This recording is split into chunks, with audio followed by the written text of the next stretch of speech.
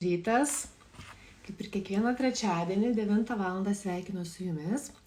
Kol pasijungs, prisistatysiu, nes galbūt jūs šitą video pamatysit mane pirmą kartą, nežinot, kas aš tokia, tai esu Agnė Gontytė Filistovič, finansinio pokyčio trenerė, pakeliu kainas ir savivertę, nemaloniais kartais būdais, nes dirbu būtent su pasąmoniniais blokais, įvairiais įsitikinimais, kas trukdo judėti ir siekti finansinių tikslų. Tai šiandien toliau tęsiu apie finansus, finansinę temą. Praeitą kartą kalbėjom apie pinigų psichologiją, kas blokuoja būtent mūsų gyvenime pinigus. Tai yra, kalbėjau apie pinigų piramidę. Tai jeigu įdomu, tai paklausykit praeito trečiadienio laivą. O šiandien mes kalbam tema užkniso neuždirbti pinigų. Daug žmonių, svarbu pinigai ir ypač tai labai aktualu, galbūt pasakyčiau taip, kad šita tema aktuali labiau bus tiem, kurie dirba savo, kurie turi savo verslą, kurie augina savo verslą, solo verslams, nes nuo solo verslininko priklauso jo kaina. Jisai pasako kainą, nes kai mes dirbam samdomą darbą, mes gaunam atitinkamą atlyginimą. Ir, kaip sakant, dirbam ir tiek. Tai va šiandien skirta būtent solo verslams, nes kalbėsiu apie kainą. Kodėl mes bijome pasakyti kainą, kodėl mums baugu tai padaryti, kokie trukdžiai yra. Va, labas rytas, jau matau akeles, tai kas jungiatės, kaip sakant, pamojuojam širdutes arba labas rytas. Ir aš kalbu toliau. Jūs, jeigu, kaip sakau, kalbėkite ir jūs, bet komentarai širdutėm, nes jausiuosi, kad irgi esu ne viena ir ne viena kalbu. Gerai, tai kalbam apie tai, kad užkniso neuždirbti ir kaip susidoroti su ta vadinama problema, nes labai dažnai aš pati tą patį praėjau, kai pradėjau savo verslą, pasakyti kainą. Pasakyti kainą, kiek kainuoja mano prekės ar kiek kainuoja mano paslaugos. Tik vieną dalyką yra labai svarbu suvokti, kad kaina nėra tik skaičiai, kaina yra vertė jūsų, tai yra jūsų patirtys, jūsų žinios, jūsų gebėjimai, viskas įeina į tą kainą. Bet dažniausiai mes suprantam, kad kaina tai va pinigų suma, už kurią turiu paimti, bet kiek tai yra investuota į tai, mes nebematome. Tai kalbėsiu apie tą savivertę, nes tai yra pagrindas, kaip sakau, dažnai kartoju pinigai ne apie pinigus, taip yra, nes jeigu žmogus ateina su problema, kad negali pakelti kainos arba stringa pakelti kainą, tai yra klausimas ne apie kainą, o apie savivertę. Tai dabar pasiūlysiu, kas esat atitinkama aplinkoje, galbūt pagalvoti ir prisiminti, kas... Tuoj paskaitysiu, galėtum pakalbėti temą, kaip išsaugoti uždirbtus pinigus ir neišmėtyti juos. Ačiū, Kristina, čia bus tema kitam kartui. Čia irgi yra reikalų, kodėl mes išmėtome tos pinigus ir juos paleidžiame tarsi uždirbu, bet jie prateka pro mano rankas. Bet šiandien kalbam apie tai, kaip pasakyti kainą, kaip pakelti kainą, kai mūsų verslas auga ir tada mes užstringame. Nes žiūrėkite, kas yra. Kai mūsų verslas, mes turim norą vystyti savo verslą, augti, bet jeigu mes nuvertiname save ir nuvertiname savo paslaugų vertę, tas augimas stringa. Dėl to yra svarbu pasižiūrėti į priežastis, kodėl aš nuvertinu, kodėl aš bijau pasakyti tą kainą ir kas vyksta. Tai šiandien apie tai ir kalbėsiu. Tos priežastis, tų priežasčių iš tikrųjų labai yra daug, bet aš apimsiu šiandien 3 ir galbūt jūs pamatysite toje situacijoje ir tose priežastyse ir save, kodėl jūs taip elgiatės. Tai, kaip sakau, kai ateina laikas pasakyti kainą, arba jau kai aš augu, vystausi ir reikia pakelti kainą, kartais 2 kartus, kartais 1,5 karto, ne, kartais ten 50%, pas mus įsijungia kūnas, įsijungia emocijos. Galite netgi prisiminti, ką jūs jaučiate, kai jums reikia pasakyti kainą. arba pakelti kainą, ne? Kokios emocijos, kokios mintis ateina. Prisiminus save, kaip man reikėdavo pasakyti kainą pradžioj, kai aš tik tai baigiau mokslus ir tarsi pradinukė buvau, arba jau tas etapas, kai aš jau supratau, kad aš paaugau, aš turiu žinių, aš turiu naujų instrumentų, aš turiu patirties ir jau reikia kelti kainą. Ir kas vyksta? Mano kūnas tarsi toks sustingdavo, aš atsimenu, akis nugvelbdavau, pradėdavau kažką murmėti panosį. Dažnai netgi, kai mes sakome kainą, mūsų balsas pakyla iš čia, mes kalbam iš čia, ir netgi toksai būna, mano kaina tokia ir tokia, labai plonu balseliu. Ir mano fintikas buvo dar toksai, kad kai aš sakydavau kainą, aš pasakydavau kainą labai tyliai, nugvelbus akis, ir tada pradėdavau kalbėti kažką kitą, kad tik tai užkalbėti, kad neišgirstų tos kainos, ateis, padarysim, pravesiu mokymus arba sesiją, ir paskui jau bus, kaip sakau, žmogus post factum ir turės susimokėti. Tai čia tokias nesąmonės darydavau, aš tikiu, kad ir kiekvienas iš jūsų turite savo tokių niuansų, kaip jūs pasakydavot savo kainą.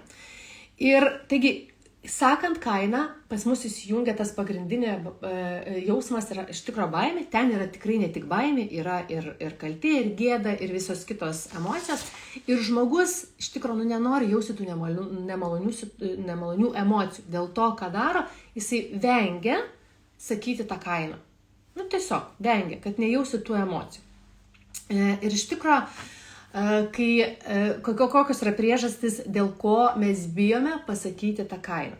Taigi, pirmoji priežastis tai yra tokia dažnai vartojama frazė, kad aš esu nepakankamai. Aš nesu nepakankamai gera, aš esu nepakankamai profesionali, aš esu nepakankamai komunikabili, aš esu nepakankamai išsilavinusi, turiu žinių ir taip toliau. Viskas yra nepakankamai, tarsi man dar neužtenka. Ir šitoj naudodami šitą frazę, žmonės nuvertina save, nuvertina savo žinias, įdėtas pastangas, laiką. Ir tada irgi pradeda mokytis. Mokosi 1, 2, 3, 5 mokslą, nes dar aš esu nepakankama. Man dar reikia gauti patirties, gauti žinių, ir tada aš tik tai išeisiu į viešumą, kaip sakant, ir pasakysiu drąsiai kainą, nes tada aš jau jausiuosi tvirta ir pasitikinti savimi. Pasakysiu paslaptį. Niekada jūs netapsit pakankama sau gera. Visą laiką kažko tai trūks. Nes jūs tą savivertę bandote pateisinti kažkokiais tai nuveiktais darbais arba sugautomis žiniomis. Pirmiausia, savivertė tai yra tai, kas aš esu. Tai yra, aš vertinu save dėl to, kad aš esu tokia. Aš vertinu save, kad aš pradėjau naują verslą 40 metų. Išeidama iš visiškai kitos, iš tarsi skirtingos ir visiškai kitos sferos. Aš vertinu save dėl to, kad aš bijodama viešai kalbėti, aš pradėjau vesti laivus, aš pradėjau kalbėti viešai ir vesti mokymus. Man buvo tiek daug pastangų reikėjo įdėti, kad aš tai padaryčiau. Reiškia, aš vertinu save. Tai aš, kai prisimenu save, aš lakstydavau po mokymus, nežinau, kaip sakau, turistė buvau. Ir norėjau būti visų galų meistrė, ne tik tai, kad ten trenerė, kaučerė, su konsteliacijom, ne konsteliacijoms, metaforinių kortų pagalba, neurografikos instruktorė, bet dar norėjau būti šitą gongų meistrė, ne, kad jeigu ateina žmogus, tai aš viską viską jam duodu. Taip neįvyks. Svarbu yra pajausti, kur aš esu tvirta, kur aš jaučiuosi gerai, ir jau paskui gilinti save, tobulinti save ten, kur man yra svarbu, o ne imti visų. Tai va tas aš nepakankama, iš tikrųjų viena iš priežasčių, tai yra apie savivertę, kad žmogus taip nuvertina save ir aš dar nepakankama pakelti kainą arba pasakyti kainą, man baisu pasakyti kainą ir susituria žmogus su tą baimę. Antra priežastis tai yra gailestis klientų. Tai dažniausiai pasitaiko žmonėms, kurie orientuoti yra į santykį, ne į rezultatą. Aš suprantu, kad nereikia, dabar sakysit, betgi svarbu santykis ir taip, santykis yra svarbu, bet jeigu aš kuriu verslą, tai neturi būti santykis kaip su šeima. Myliu, negaliu, bučiuoju ir taip toliau. Turi būti verslo santykis, pagarba, dėkingumas, atsakingumas, ne? Čia yra labai svarbu, o ne kaip šeima, nes verslas nėra šeima.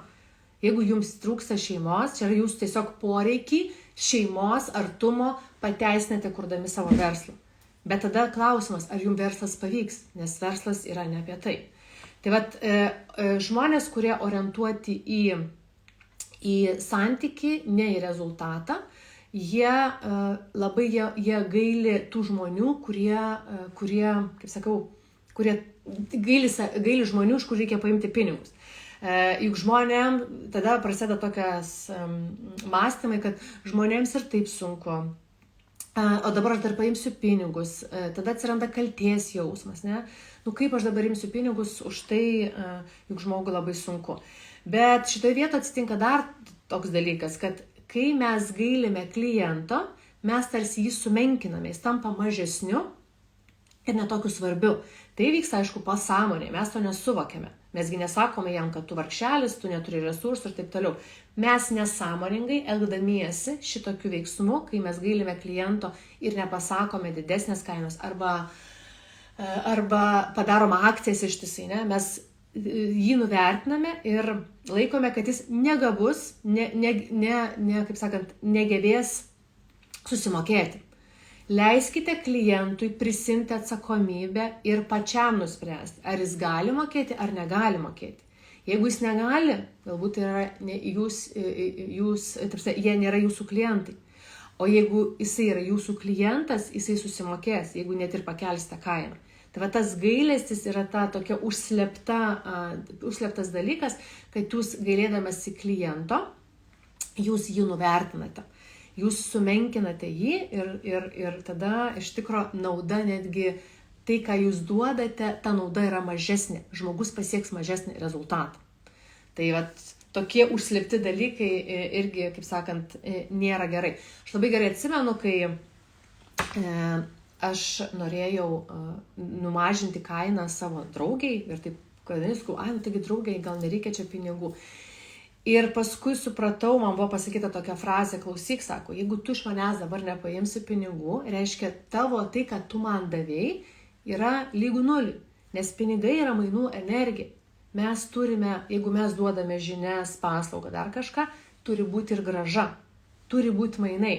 Nes taip, nepaimdama pinigų iš kliento arba paimdama mažiau, aš nuvertinu savo irgi rezultatą ir savo pastangas ir nuvertinu jo rezultatą. Jis nepasieks tokio rezultato, kokio nori. Jeigu kalbant apie savo sferą, tai aš nuvertinu. Tai vat, matot, kas vyksta, jeigu mes gailimės klientų. Tai čia yra antroji priežastis. Ir trečioji priežastis tai yra gėdos jausmas, kai už tai, ką aš darau, man gėda imti pinigus.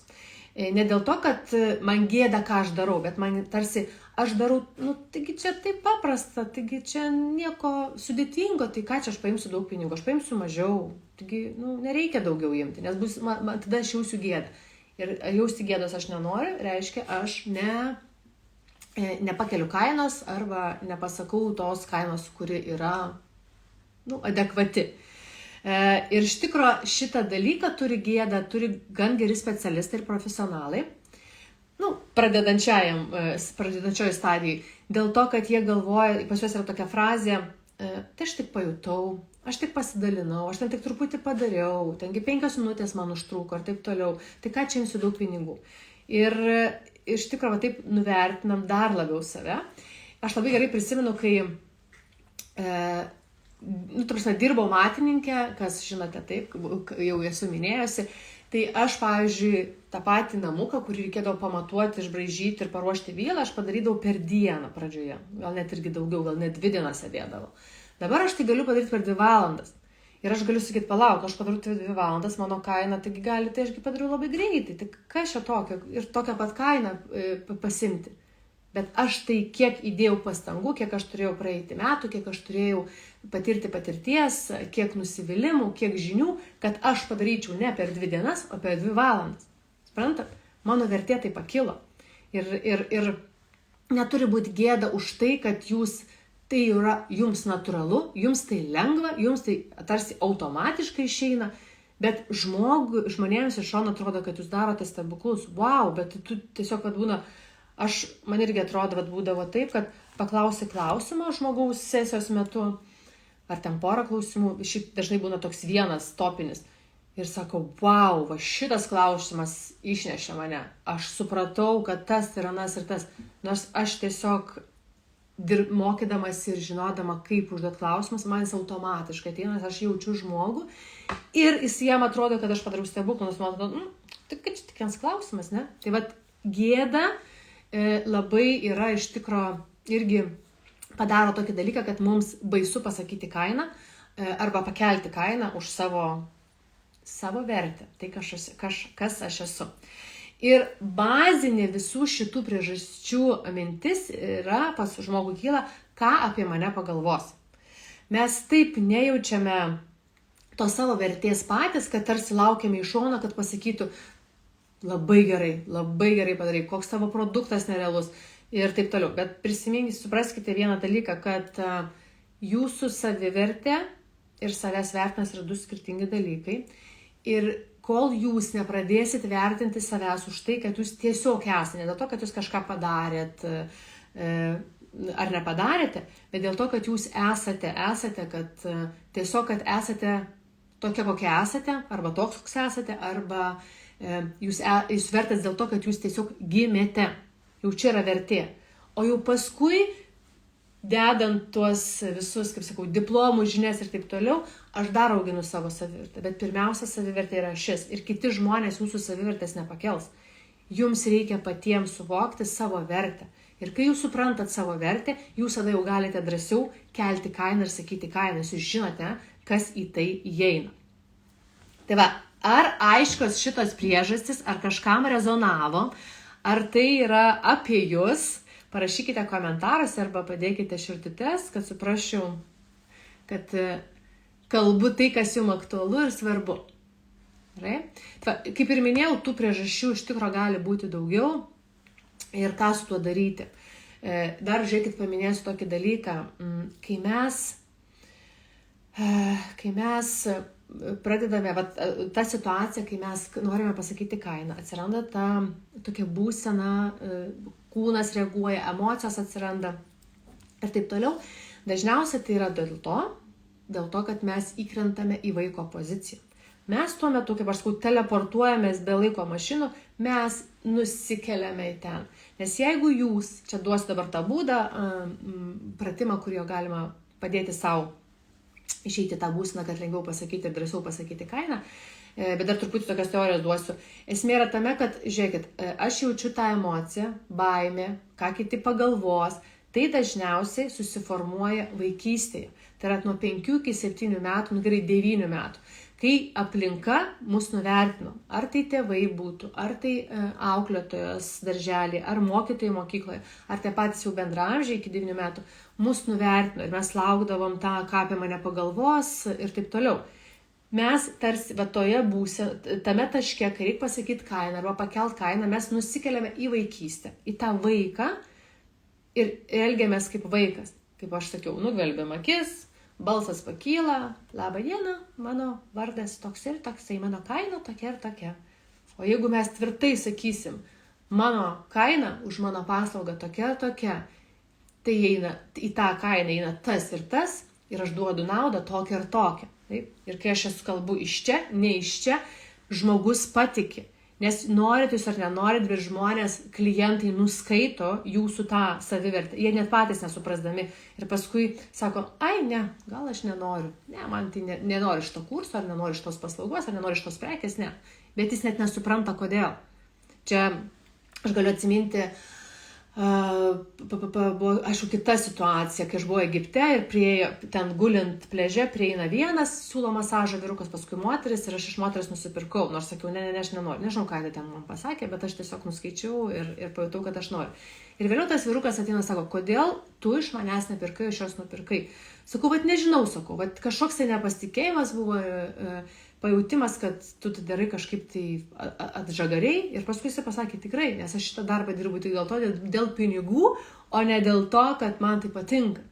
Ta moteris kaifavo tai darydama.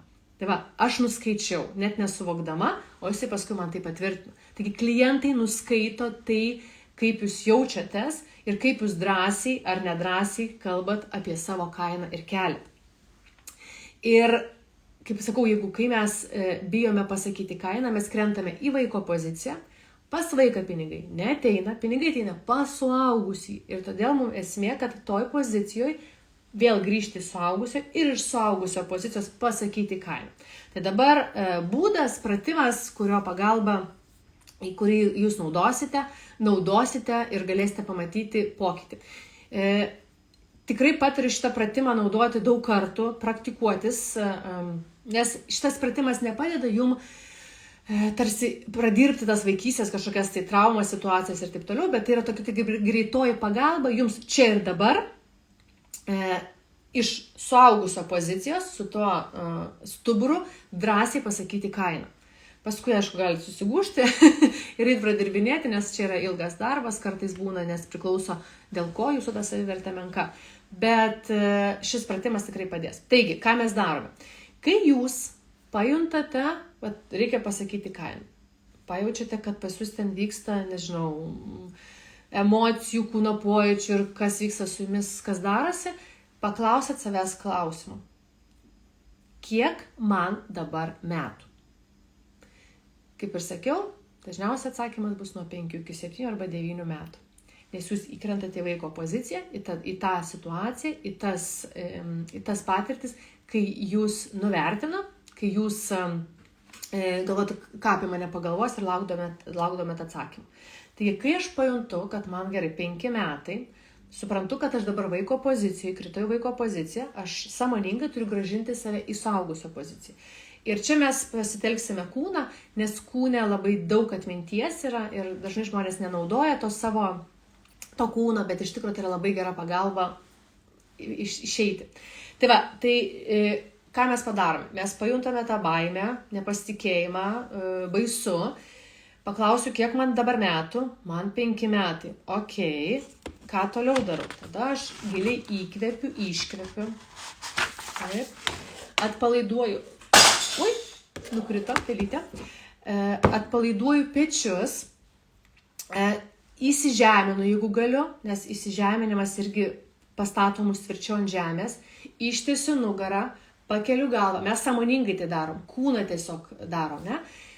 Jeigu yra gumulas gerklėje, nuleidžiame tą gumulą, balsą į širdį, tada dar pasakom savo, man dabar yra kiek metų? Man dabar yra 44 metai. Ir iš tos pozicijos, kad aš esu suaugusio pozicijoje, aš pasakau tą kainą. Iš tokios pozicijos kaina pasisako iš tikro daug lengviau, nes kūno pagalba mes grįžtame į suaugusiojo poziciją.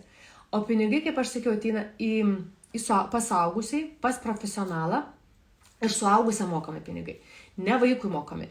Ir kūnas yra tikrai labai nuostabus instrumentas, bet daugelis iš mūsų pamiršta tai daryti. Taigi, pamatot, kad įkrentat į vaiko poziciją, tada sąmoningai išsitęsėt, įsižeminat, iškvėpėt, įkvėpėt, kiek man metų. Jeigu labai sunku, kaip sakant, pasijausi tuo suaugusiu, nes tas vaikas, vidinis vaikas tiek sužeistas, kad jis labai, kaip sakau, bijoja, tada pagalvokite apie savo artimą arba kažkokį autoritetą, suaugusi žmogus, ką jis tokia situacija, kaip jis elgtųsi ir ką darytų. Ir pasijauskite tvirčiau, ištieskite pečius, kaip sakau, gerklę, galvą pakelkite, įsižeminkite ir tada iš širdies zonos pasakykite kainą. Tikrai pamatysite, kad skirtumas yra ir kitaip klientas reaguoja. Dar vienas pratimas, kad būtų lengviau pasakyti kainą, yra tokia trumpa formulė, duosiu, ją galima pasiruošti iš anksto ir tada, kai klientas paklausia pasakyti, tai yra kaina, sudėtis ir nauda. Tai yra mano kaina tokia ir tokia, į tai įeina tas ir tas ir tas ir jūs gausite tokią ir tokią naudą. Tai jūs jeigu pasirašote namų darbus, pasidarote, jums drąsiau bus kalbėti ir net suprasite vertę, už ką jūs imate pinigus. Nes, kaip sakiau, kaina nėra tik skaičiai, tai yra jūsų vertė, ką jūs į save įdėjote. Tai va, tai treniruokitės tą būseną, treniruokitės, nežinau, prieš veidrodį, prieš telefoną, prieš vyrą, dažniau kuo treniruositės, tuo jums lengviau bus į tą poziciją įeiti. Jeigu jūs pasakysit, tai palaukit, dabar manęs klausia žmogus kainos, aš sakysiu, palaukit, aš dabar truputėlį susižeminsiu, pasidarysiu ir tada tik pasakysiu jums kainą, nu tikrai taip nedarykite. Bet jeigu jūs dažniau kuo treniruositės, jūs į tą būseną greičiau įeisite, jums nereikės ten, nežinau, 15 sekundžių, jums užteks galbūt 3 sekundžių. Jūs tik įkvėpsit, iškvėpsit ir automatiškai kūnas prisimena, jūs išsitęsat, pakeliat galvą, nuleidžiat balsą ir pasakote kainą, sudėtis ir nauda. Viskas. Taip? O jeigu jau labai daug ten dalykų su savivertė, tai jau reikia dirbti giliau. Tai tiek šiandien. Ar kažkas jums rezonavo, ar pažįstamos tos priežastys, kurias kalbėjau, dar priminsiu priežastys, ne? Tai yra, aš nepakankamai kažkur tai gera profesionaliai ir taip toliau, gailestis klientui ir gėdos jausmas už savo paslaugas imti. Kaip sakau, priežasčių daug yra, bet šiandien paminėjau 3, nes nenoriu užgaišti ir taip jau pusvalandį kalbu. Tai stebėkit save, pamatykit, kas vyksta, nes vien tik tai, kad jūs suvoksit, kodėl jūs nedarote to, jau tą priežastį išsigryninsite, jau vyksta pokytis, nes jūs iš pasąmonės iškeliate į sąmonę ir tai jau silpnina tą poveikį jūsų gyvenimui, nes mus valdo iš tikro tai, kas mūsų yra viduje ir dažniausiai to nesuprantame ir nesuprantame, kodėl vyksta tokie dalykai, kodėl man baisu ar nebaisu. Tai drąsiai kelkit galvas, būkit suaugusiais, prisimkite atsakomybę, pajauskit savo vertę, nes jūs vertingi esat ir, kaip sakant, pirmin sakyti kainą ir kelti kainą. Šiandien tiek, iki kito trečiadienio. Kitą trečiadienį kalbėsime apie neurografiką, tai yra masažas smegenims. Tai kviečiu prisijungti ir ačiū Kristinai už temos pasiūlymą, kad pakalbėti apie tai, ką daryti, kad pinigai neištekėtų. Tarsi uždirbu, bet jie išteka ir jų kažkodėl tai nėra. Tai tiek šiam kartui, gražios dienos ir susimatom kitą trečiadienį. Iki.